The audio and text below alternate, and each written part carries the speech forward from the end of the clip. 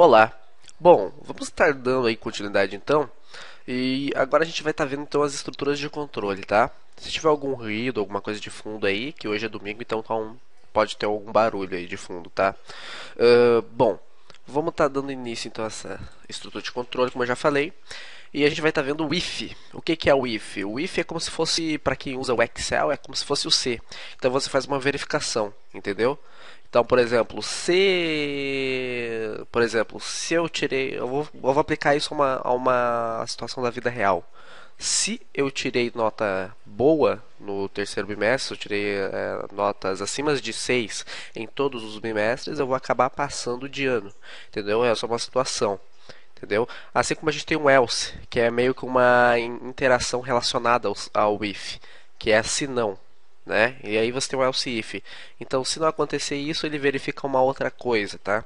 É um pouquinho difícil de entender para quem já viu programação, deve estar sabendo do que eu estou falando, mas a gente vai estar vendo isso na prática, a gente vai estar vendo como isso não é difícil, tá? É mesmo para você fazer mesmo para você fazer testes e dizer o que a sua aplicação terá que fazer, né? Para você estar fazendo verificações e, por exemplo, o sistema de login utiliza isso, tá? Então, por exemplo, se o usuário e senha não for igual, né? Tipo, se o usuário e senha não conferirem, ele poderia redirecionar a página, entendeu? Então aí acontece esse tipo de interação com o if. Ele é bem legal e muito utilizado, tá ok? Bom, ou vou criar um novo arquivo aqui, né? Já está criado. Eu vou dar Ctrl Alt S aqui, só apenas para salvar. Aqui, ó, curso PHP Luciano Augusto. Vamos lá. Estruturas de controle. If. Eu vou só fazer o seguinte, tá? Estruturas de controle. Vou colocar tracinho. If. Tá ok, então. Salvar. Já salvou como PHP lá pra mim. Eu apenas vou localizar esse arquivo aqui. Eu estou utilizando o Google Chrome, tá? Nada impede que você utilize o Firefox ou outro navegador.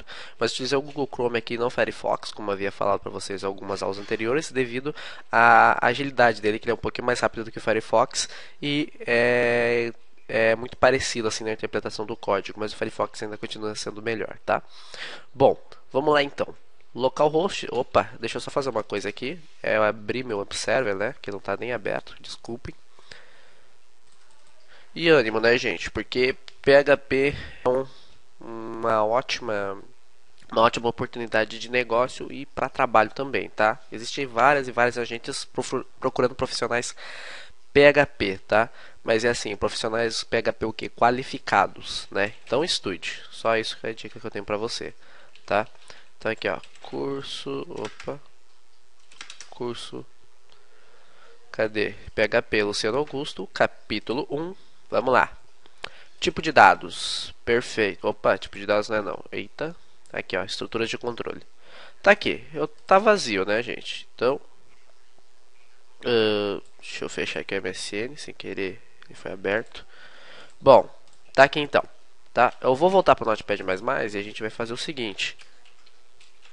Vamos lá. PHP. Tá? Abre e fecha PHP. Se você quiser, você pode apenas abrir o PHP, tá? Eu vou explicar isso daqui, aproveitando já essa pauta aí. Se você quiser, para evitar problema com headers, tá? Para quem já conhece um pouquinho da linguagem lá, por exemplo, você tinha um header location que às vezes dava algum problema, se você vê que a tua aplicação inteira ela vai ser feita em PHP, tipo, não vai ter nenhum HTML que você vai precisar ficar fechando o PHP para depois colocar o HTML lá, tá? Então você simplesmente vem aqui e abre a tag PHP, você não precisa fechar ela, entendeu? Por que isso? Porque você evita problema com headers, tá? Então, bom, vamos estar dando continuidade aí, tá? Inset, como eu já ensinei para vocês, que é o que? Default char set. Para quê? Para dizer para o PHP, aqui eu estou configurando o PHP, então o que eu quero dizer para ele? Ó, PHP, então a configuração padrão não vai ser ISO, eu quero que seja UTF-8, né? E agora a gente pode brincar um pouquinho com o if, tá? Como a gente viu lá, eu dei o exemplo de usuário e senha, a gente vai fazer esse usuário e senha, tá? E a gente já vai aproveitar para ver aquela outra coisinha que eu acabei de falar para vocês, que é a questão de não fechar o PHP. Aqui, eu tenho que fechar o PHP devido ao quê? Devido à minha necessidade de trabalhar com HTML, né? Então, HTML eu não vou ensinar, né? Aqui simplesmente HTML 2.xs, eu estou utilizando o Zencoding, que é um motor de abreviação, tá ok? Tem para baixar aqui, se alguém quiser é só vir aqui, ó, plugin, plugin Manager, no Notepad++, Show Plugin Manager, né? Que eu já havia mostrado para vocês, se eu não me engano, na aula de instalação, tá ok? Bom, vamos lá então. O que a gente tem que ter aqui? Vamos lá, form. Vou colocar form post, que ele já vai fazer isso. Mas vamos colocar aqui também um enctype multipart barra form traço data, tá? Então isso daqui é apenas, enctype. Isso daqui é para a gente conseguir trabalhar com dados na própria página também, ou enviar imagens, enfim. Ok? Aqui field set,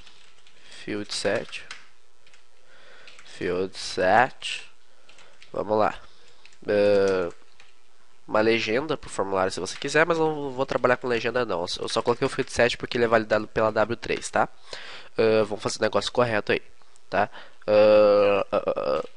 Vamos colocar aqui um label sem o for, esqueça o for, com um span, tá? Que aí vai ser tipo o título, né? O título de referência. A gente pode colocar aí o usuário, né? Que é muito comum. E o input do tipo texto com o nome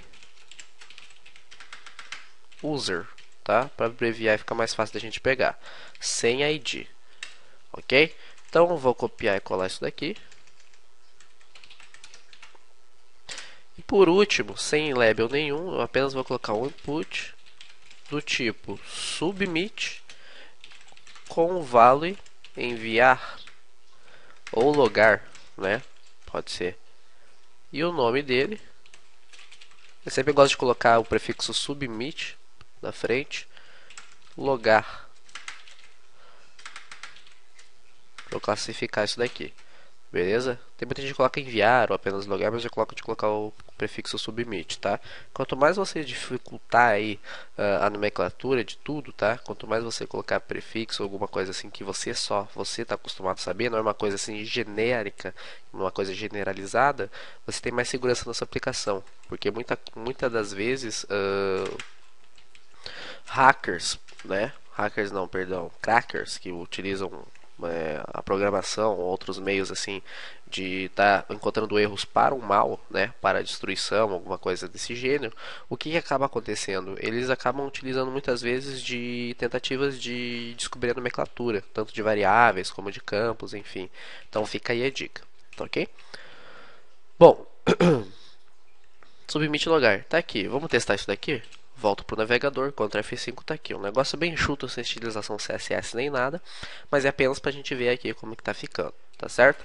Bom, a gente pode até colocar um legend aqui, que eu falei para vocês que nem precisavam, mas fica legal, né? Tem muita gente que não conhece o legend, que é a legenda do formulário. Então aqui, ó, cadastro, não, né? Login. E tá lá a nossa legenda, tá? Eu vou só aplicar um estilo aqui para esse nosso form, que vai ser width 400 pixels, pad 10 pixels. Vou aplicar o estilo direto mesmo, tá, gente? Nossa preocupação aqui não é formatação. E uma margem 0